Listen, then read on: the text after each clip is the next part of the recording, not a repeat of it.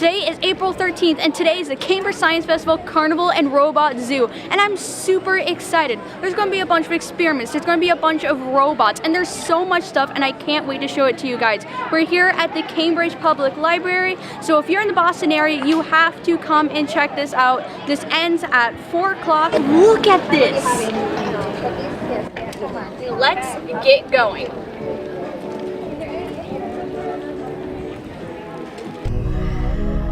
Supernova-style science news with Julie 7 Sage. When I say this is a science carnival and robot zoo, this is what I'm talking about. Just look at all of the awesome things that's going on and all of the people.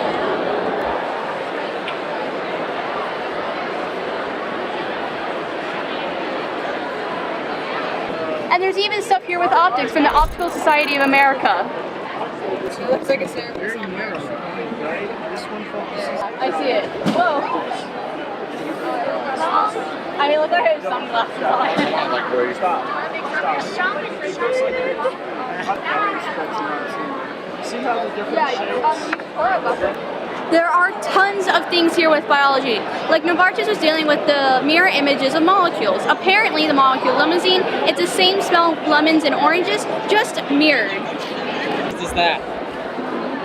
It looks like 6 to me.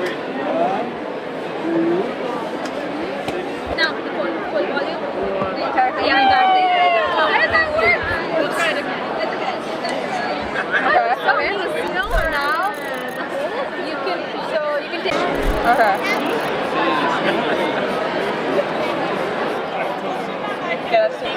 Guys, they have a pie petting zoo. Get it? Pie petting. And they have the most coolest things here. They have tardigrades, which are the most adorable microorganisms in the world. They have teeny tiny zebrafish, and they even have pneumatoid worms that you can feed with bacteria. It's so awesome.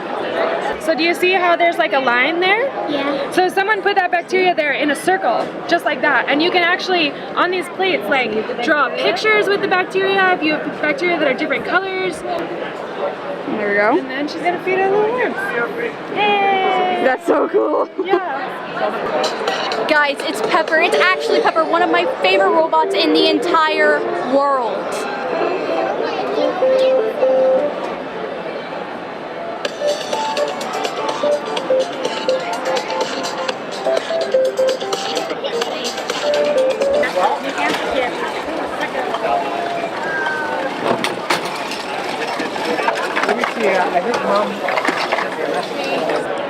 I even have some super strong robots that the Cambridge Police Department is actually using.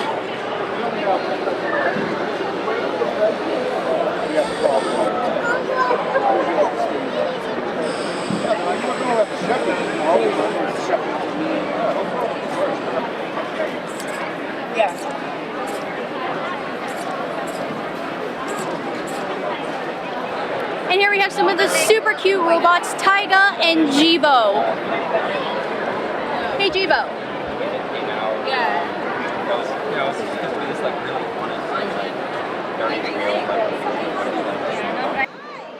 Here at the Cambridge Science Festival, not only can you learn about science, but you can also learn about programs and organizations that are breaking down stereotypes in science, like the Science Cheerleaders. So, can you explain a little bit of exactly what the Science Cheerleaders are doing?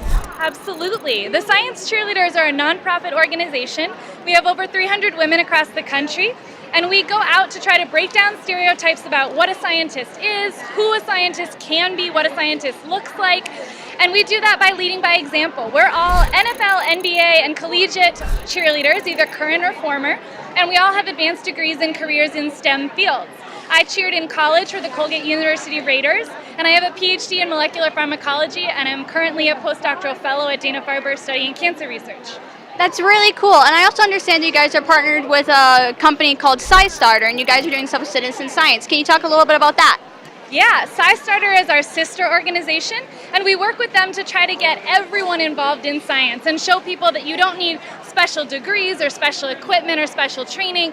You can be involved in really important grassroots scientific efforts through just looking up on our website, scistarter.org, and checking out to see whatever project sparks your interest in getting involved. That's really cool. So I'll make sure to put the link below to their website because you're definitely going to want to check this out. Thank you so much for talking to me. Yeah, we're happy to be here. There's also some really cool artwork.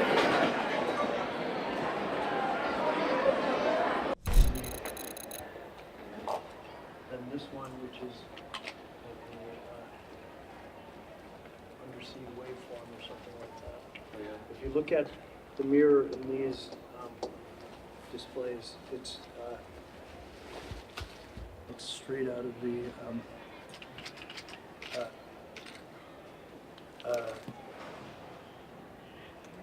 this is not a lie.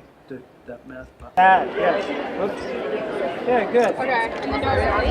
This one, why don't we leave it alone? Okay. And then you're ready to write it down? Yeah, let's see what happens. It's blue and green, right? Yeah. It's kind of... There we go. Okay. Wow. What is that? Oh, it's one of these! Oh, yay! There's a really cool pattern getting formed right there and over there. Okay, ready? 1, 2, 3. Let go lightly. Whoa. If you guys know what happens when you put air through sand and it turns into quicksand, this is just a more extreme version.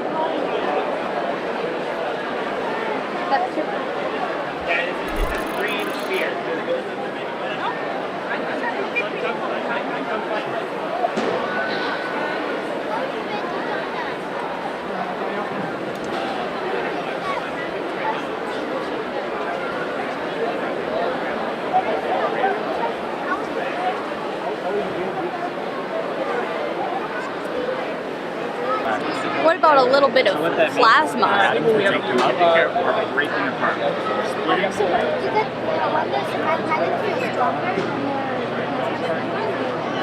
So here, you pop it. That's gonna be a big black hole. Table that's floating, so it's vibration isolated. So if you want, you can, play with the. Push on these two on this bottom part. Tons of physics experiments you can learn from.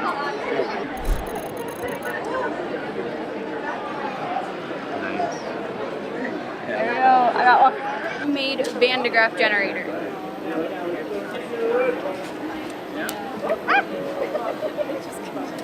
And there's even this super cool table with 3D astronomy. There's meteorites that you can touch, and there's even a dinosaur egg. Also, this is a place, New England SciTech. Oh look, I know that person. Anyways, they're a really cool place, and they're actually going to be doing an event throughout the week where you can do a bunch of astronomy stuff at their place. So you have to come check it out. There is geology and physics and chemistry and biology, and there's been so much science. It's been an absolute zoo, and I had a lot of fun. I hope you guys enjoyed everything that I showed you, but I have one last thing. This really cool structure that's built to look like a buckyball, but is also a camera obscura. And this is a yearly event, so if you're in the Boston area next year, you have to come check this out. And before I go, I have one last thing, and it's a message from Pepper. Show your super noodle style.